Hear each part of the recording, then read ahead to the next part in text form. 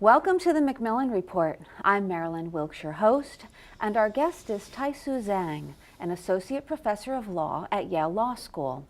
He works on comparative legal history, specifically economic institutions in modern China and early modern Western Europe.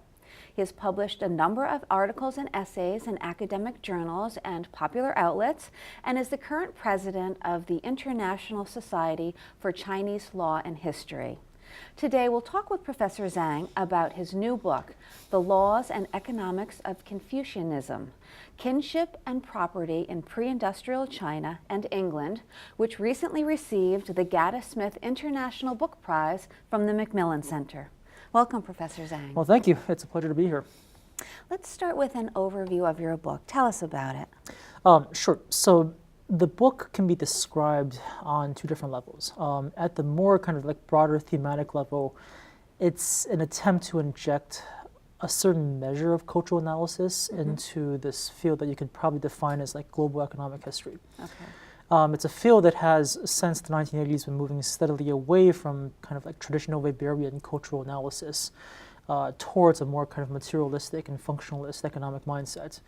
And the argument that I want to push in the book is that you can only take that so far before you run into explanatory factors that then demand cultural explanations themselves. The second level is basically, I became intrigued with this kind of institutional comparison between early modern Chinese and English property institutions, in that despite the fact that China was known to be like the kind of Oriental, oppressive, hierarchical society, it turned out that for much of this kind of like pre-industrial phase, China had what you might call more egalitarian property institutions than England did, in the simple sense that Chinese property institutions did a better job of protecting the basic interests of smallholders and lower income households in the rural countryside than their English, kind of functional English comparisons did.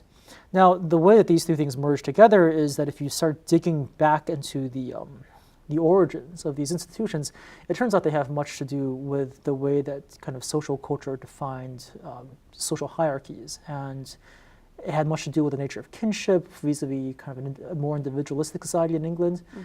And so the argument basically was that these institutions were kind of like a bridge between cultural origins of a certain kind and then certain kinds of economic outcomes, right? So in the end, the causal link that's argued for in the book is that you have something that you could call Confucian kinship hierarchies in Confucian family culture that made the allocation of societal power and of like what you could call kind of like local communal political power in the rural countryside in China somewhat more egalitarian than what you find in early modern England, in which basically how much power you wielded was tied to how much wealth you had, which basically meant that all the political elites in any given community were pretty much the richest people in the community. Now, so that meant that when people began to negotiate property institutions, especially property institutions that had a certain kind of a class-based, class-oriented element to them, institutions that caused divisions in society based on how much wealth you had.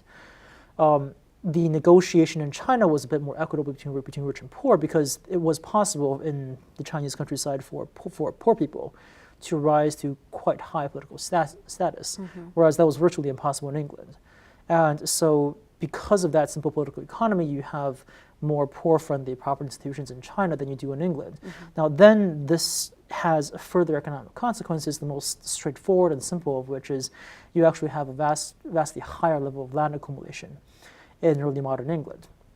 A basic stat is like at roughly 50 years before industrialization in both countries, the top 10% in the English countryside owned something like 85% of the land, whereas in China the comparable number was something like 40%.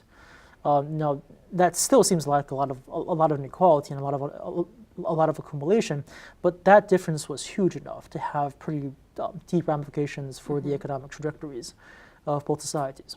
Okay, so I would like to unpack some of what you had just said, but I am curious. This is your first book. Yes. What led you to write it? Well, so unlike a lot of scholars like history because they just like history and they like historical methods. I liked history And I like being a scholar because there were certain questions that I wanted to answer. So I'm more of a kind of an issue-driven person than a methodology-driven person or a field-driven person.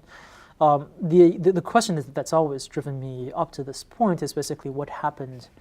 So you've seen why did China decline in the 18th and 19th century relative to Western European powers and then later to Japan? Because if you want to understand the shape of modern Chinese society and the shape of modern Chinese history, that is the fundamental starting point for everything. It's it's the cornerstone that basically shapes everything that comes afterwards. So that was what got me into this kind of thing, this question about the Great Divergence. Right. But the thing is, like, if you want to write about the Great Divergence, you can't just start off and do a PhD and then write a book about the Great Divergence. No one's going to take you seriously because you're dealing with too big a topic right up front. Right. So there have to be like a series of stepping stones through which you establish credibility and also kind of establish some basic cornerstones of your arguments that you can then use in perhaps like a third or fourth book as material for a broader synthesis. Okay. So this is designed to be the first book in probably what is going to be like a 3-book series that will lead ultimately to the question of, were there, say, legal and then cultural origins of the Great Divergence? And so that's what got me into this entire thing. Okay, let's talk about your methodology. Tell us about it, because I know you did a lot of different things. Right. So as a basic matter of empirics, there are a couple of different levels of material that you have to have in this kind of book. Right? So there's an economic level, there's an institutional/legal level, and then there's the cultural stuff. At the economic level, I use the same sources as pretty much everyone else does. Right? The kind of land surveys conducted in the late Qing and the early Republic, whatever quantitative data that we have that reaches back sometimes to the early 1700s and so on and so forth. For the institutional stuff, there is increasingly a lot of material being available that previously was not, even as recent as like 10 years ago.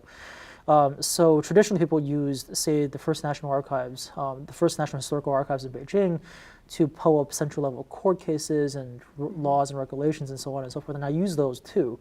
But much more interestingly for me, there are a large number of like local cases that are being made available, and local case archives that have been made available through county archives and universities that partner with the county archives over the past pretty much 10 years.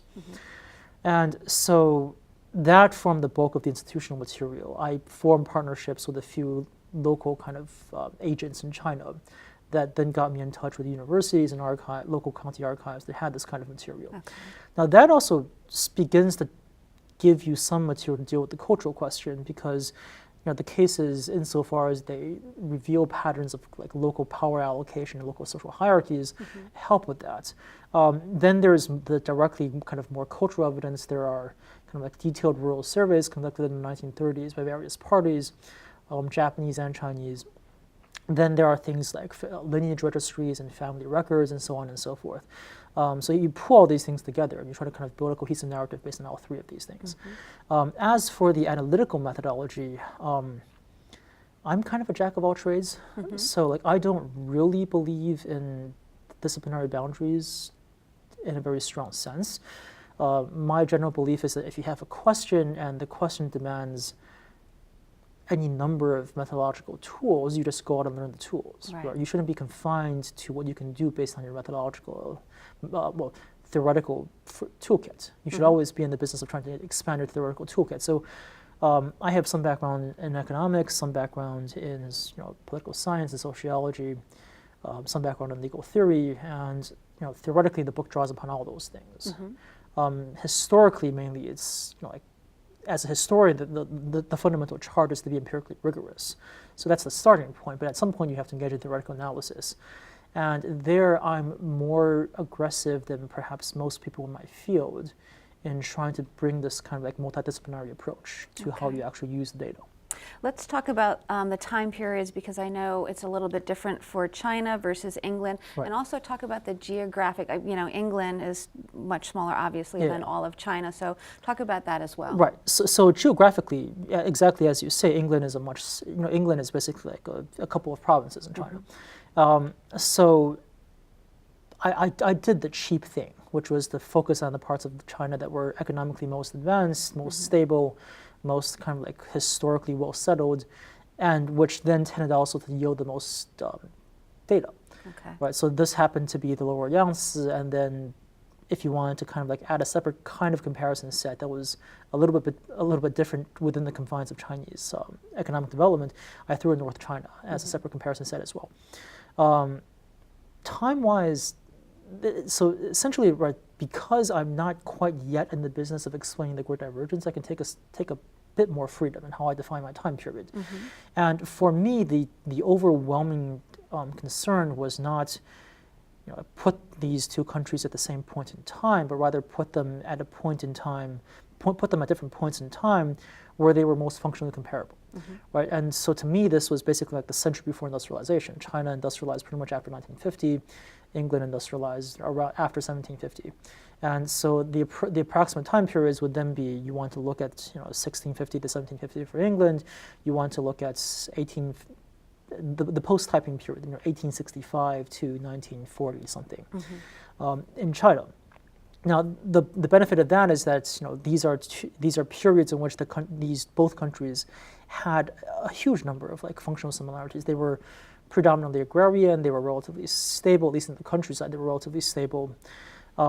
They had, they were private property oriented. They were commercialized, highly commercialized in both contexts. There were proto-industrial kind of shoots of proto-industrial development in both countries.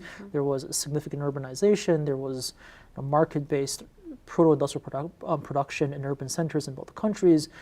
And so a lot of the basic kind of like functional similarities that you need to do good comparison were there in these periods.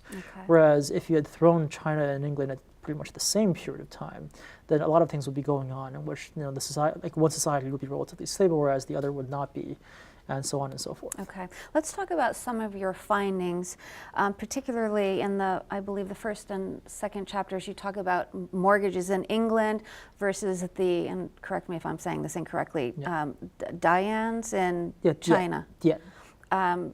Tell us about that. Right. So the core institutional comparison that I draw is between like how do these two societies regulate the ways in which you essentially mortgage land.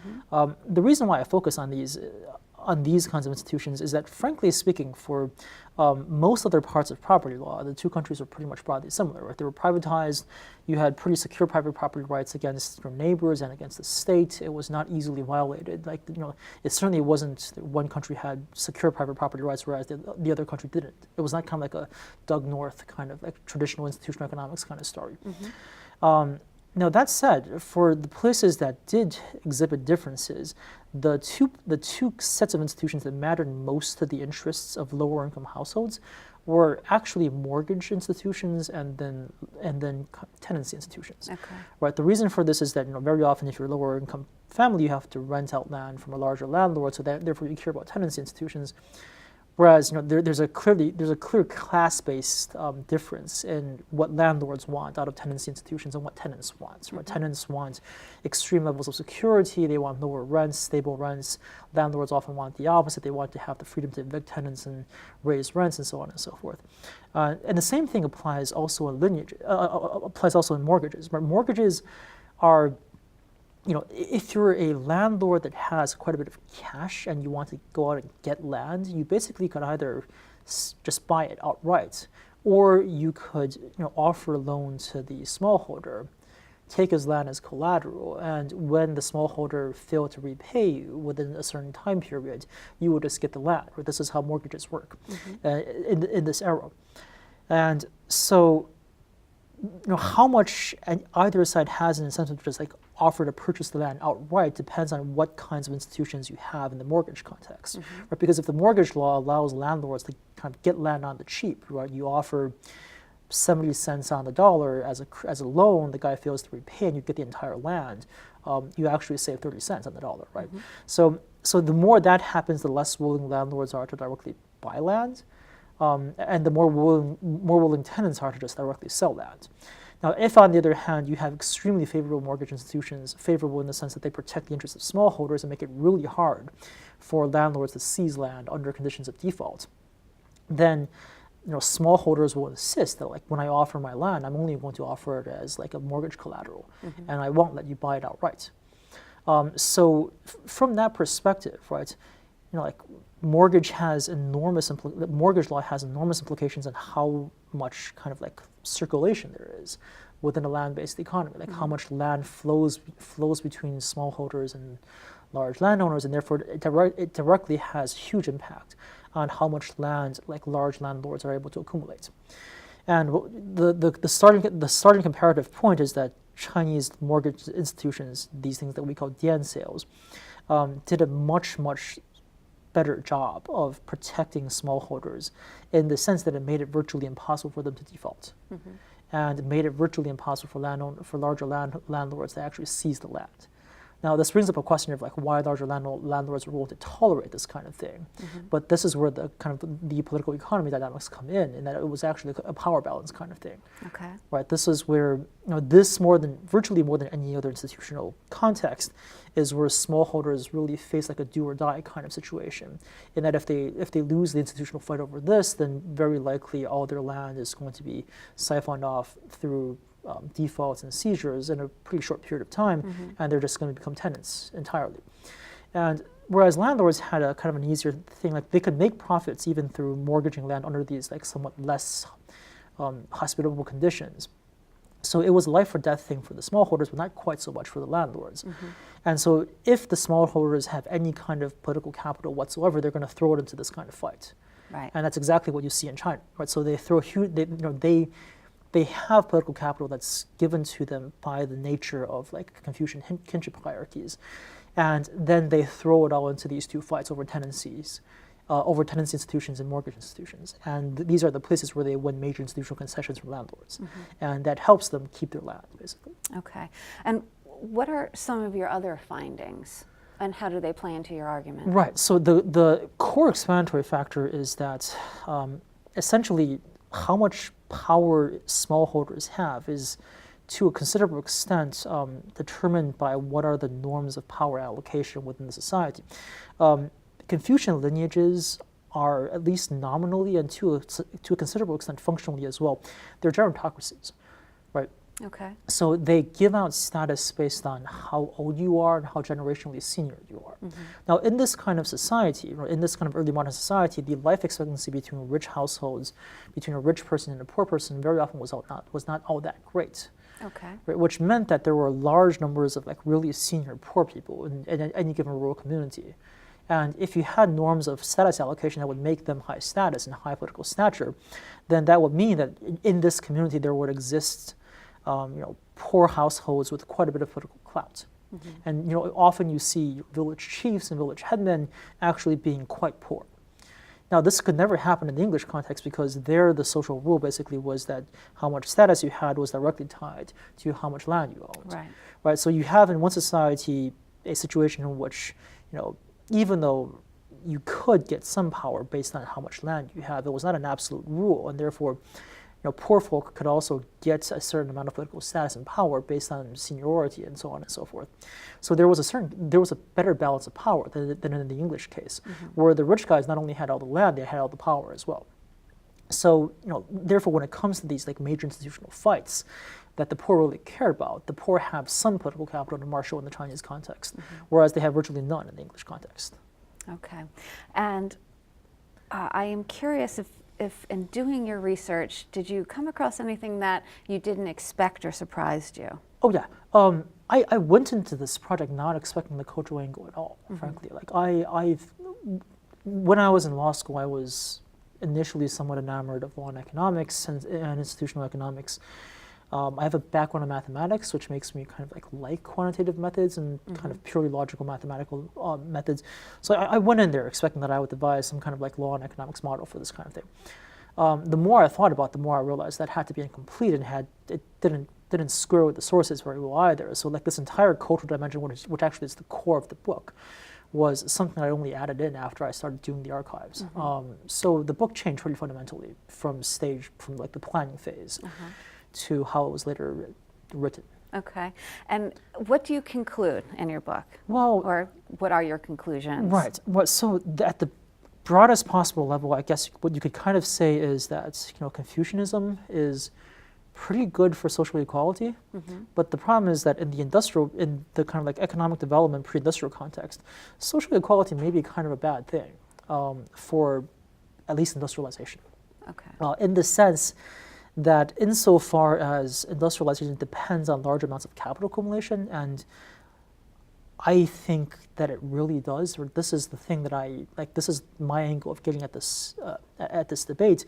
Other people might emphasize things like access to coal, or constitutional balances and checks, or scientific culture and so on and so forth, or demographics, or geography, or like how splintered was the continent, how many wars did you fight. My sense is that like fundamentally everything came back to capital accumulation, and insofar as having the rich accumulate large amounts of land is one way to get capital accumulation, and it arguably was the dominant way in England. Lacking that kind of like unequal accumulation, when paired with certain other things that also make accumulation to other means unfeasible, is actually a detriment to economic growth, at least in this period, under these kinds of contexts. Right. So I guess like the broadest possible generalization of the conclusion would be that, there are certain traditional societal cultures around the world that make societies more equal, but that actually harm them over the long run when they were getting into an arms race with Western European powers who were much less equal societally, but also ironically were therefore able to marshal larger amounts of capital into the industrialization project. So you get punished for being just in some ways. Right. Very interesting, and I think your approach is very novel. So we will look forward to your next book, the continuation of this journey. And I thank you for being here with us today. Well, thank you so much for having me. Okay. For more information about Professor Zhang and his research, please visit our website at macmillanreport.yale.edu. Be sure to join us again for another episode of the MacMillan Report, made possible through funding from the Whitney and Betty MacMillan Center for International and Area Studies at Yale.